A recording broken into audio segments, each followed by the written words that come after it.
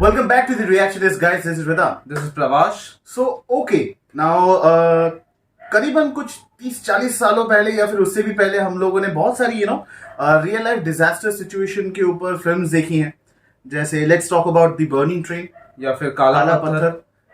चलिए काला पत्थर के जरा सा करीब जाते हैं। So currently we are going to have a very new release, एक ऑफिशियल टीजर रिलीज हुआ है by the way, which stars Akshay Kumar, जिसके बारे में काफी दिनों पहले कुछ बातें भी हो रही थी और इसके बारे में कुछ नई बातें फिर से शुरू होने लगी। रूमर मिल स्टार्टेड रनिंग वंस अगेन, क्योंकि इस फिल्म का नाम है mission Raniganj the great Bharat rescue. तो इससे पहले इसका नाम क्या था?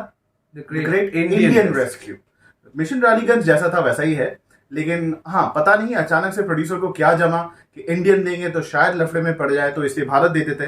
लेकिन अब तो ऑफिशियल न्यूज ये भी आई है कि इमीडिएटली भारत का नाम परिवर्तन नहीं हो रहा है अभी। As of now it is India है। It has been a suggestion और it is going to be put into parliament in front of the all respected ministers, और वहां पे जाके डिस्कस हो। हमें कोई फर्क नहीं पड़ता।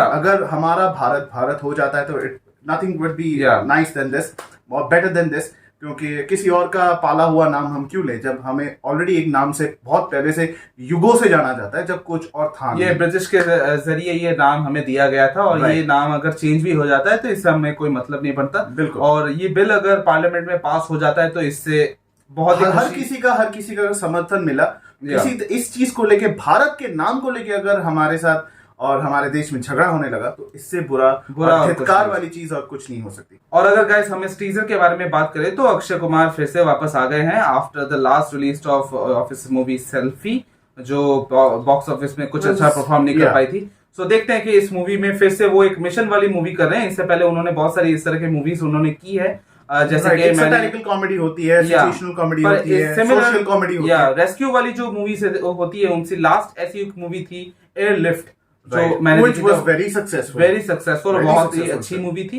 तो देखते हैं गाइस हमें इसमें क्या नया देखने को मिलता है। और इस कोल फील्ड के बारे में ये जो मिशन है इसके बारे में हमें कुछ नहीं पता, तो हमें टीजर में पहले उसके बारे में देखेंगे, उसके बाद इसके बारे में डिटेल में बात करेंगे अगर पॉसिबल हुआ तो, because it's the teaser. So without wasting any time, let's get into this reaction right now. Okay, 1989, 13 November.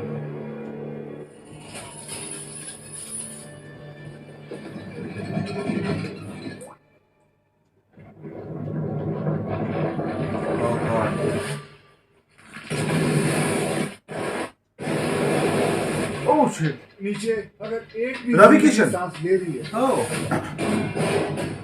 तो वो हमारे इंतजार में।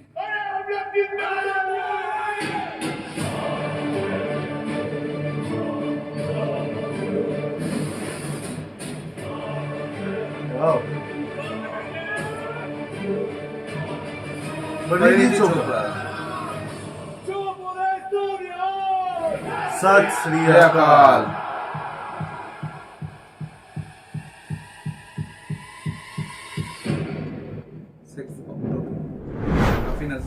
So guys, we reacted on the official teaser for Mission Raniganj, the Great Bharat Rescue.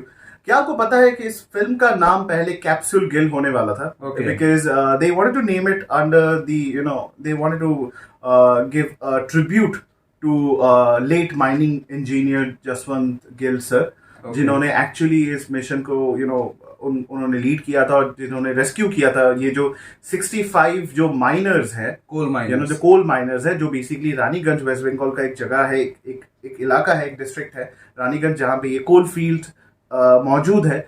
वहां पे 1989 में ये घटना घटी थी जहां पे जसवंत सिंह गिल जी ने ऐसे 65 माइनर्स को अपनी जान पे खेल के उनको बचाया था। So this specific mission was called mission Raniganj. ये जो कहानी में आज मैं कास्ट के बारे में अभी मैं बिल्कुल बात नहीं करना चाहता। यहाँ पे बहुत कुछ इंटरेस्टिंग मुझे दिख रहा है, बहुत सारी इंफॉर्मेशन है, लेकिन I don't want to break this thought. I want to keep these thoughts available for the trailer. और ये film by the way release होने वाली है on 6th of October।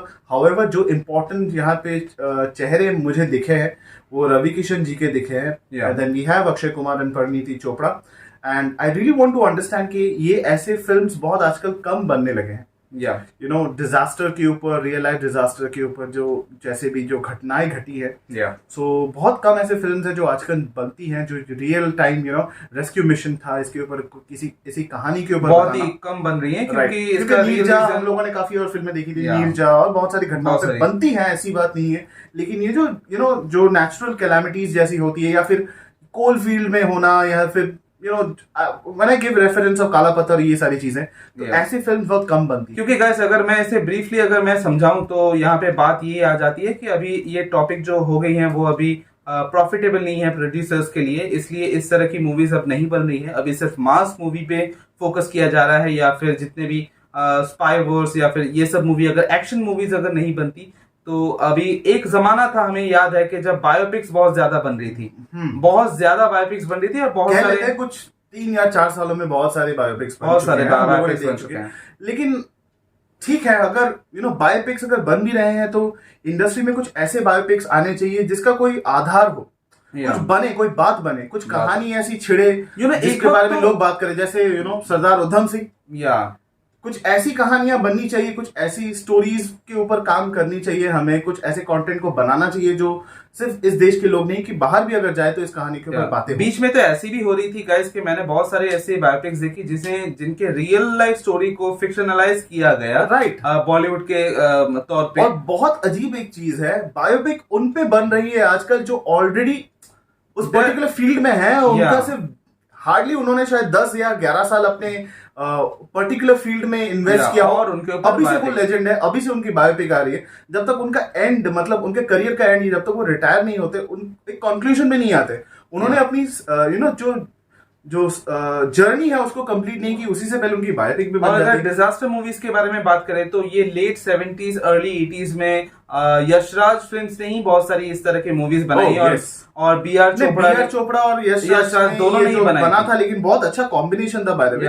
But the successful film out here was I think काला पत्थर ज्यादा success मिला था उसको दोनों की फाइनेंशियली, पर बर्निंग ट्रेन और काला पत्थर की दोनों ही मल्टी स्टारर मूवी थी और बहुत बड़ी फिल्म, हाई बजटेड मूवी थी। अगर काला पत्थर में हमारे कास्ट में वहां पे अवेलेबल थे शशि कपूर जी, अमिताभ बच्चन सर, शत्रुघ्न सिन्हा जी, अगर ऐसे लोग थे, संजीव कुमार सर थे, तो द बर्निंग ट्रेन भी कम नहीं थी। We had Jeetendra, Vinod Khanna, Dharmendra, Hema Malini, Parveen Babi, Danny Denzongpa and what not. What a great cast, what a great time, what a great time guys. क्या गाने थे, पल दो पल का साथ हमारा, पल दो पल की याराना है। और आज भी मैं अगर IMDb में जाके मैं बहुत सारे फैक्ट्स वहां पे चेक करता रहता हूँ, वहां पे मुझे पता चला कि काला पत्थर के वक्त विदेशों से बहुत सारे टेक्नीशियंस यश चोपड़ा जी ने बुलवाए थे ताकि उन्हें जो भी कोल सेट का जो शॉट है वो रियलिस्टिक लगे, ऑथेंटिक लगे। और क्योंकि यहाँ पे ज्यादातर मैंने देखे जो मुझे पानी के जो शॉट मुझे देखने को मिले वो VFX के थे और मुझे उतना मतलब CGI उतना अच्छा नहीं लग रहा था। पता नहीं अब मूवी में मुझे देखना पड़ेगा क्योंकि ये तो सिर्फ क्योंकि ये सिर्फ टीजर है। वो यहाँ पे 1-2 शॉट मुझे देखने को मिले, पर ट्रेलर में भी मुझे देखने को मिलेगा कि यहाँ पे कितने अच्छे अच्छे बेहतरीन शॉट मुझे देखने को मिलते हैं। और यहाँ पे जो इंटेंसिटी है जो सिचुएशन का वो मुझे देखना है, और स्पेशली अक्षय कुमार यहाँ पे किस तरह से इस रोल को पुल ऑफ करते हैं, क्योंकि बहुत दिनों बाद हम अक्षय कुमार के किसी कंटेंट के ऊपर रिएक्ट कर रहे हैं और ही नीड्स अ कमबैक, क्योंकि रिसेंटली उनकी बहुत सारी मूवी पिछली साल की वो मूवी वो सब ज्यादातर फ्लॉप गई या फिर डिजास्टर गई। Fingers across for Akshay Kumar. So guys, जैसे आपको पता है कि that we are reacting on the official teaser for mission Raniganj the great Bharat rescue, तो हम इसके बारे में ज्यादा बात नहीं करना चाहते। So if you want to know more, wait for the next reaction which we are going to provide for the official trailer for this content. और इसी तरह आपको हमारे चैनल पे वापस आना है, because you need to share, like and comment on this content. आप हमारे चैनल को सब्सक्राइब कीजिए, हमारे नोटिफिकेशन बेल में जाके ऑल पे सिलेक्ट कीजिए ताकि आपको सारे अपडेट्स टाइम टू टाइम मिलते रहे। हमारे सोशल मीडिया नेटवर्क्स पे आप आ सकते हैं, अपने थॉट शेयर कर सकते हैं, पर्सनल मैसेज कर सकते हैं, हमसे अपडेट ले सकते हैं, हमें अपडेट दे सकते हैं, और इसी तरह हमारे चैनल को सपोर्ट कीजिए। And till then the reaction is says, Jai Hind.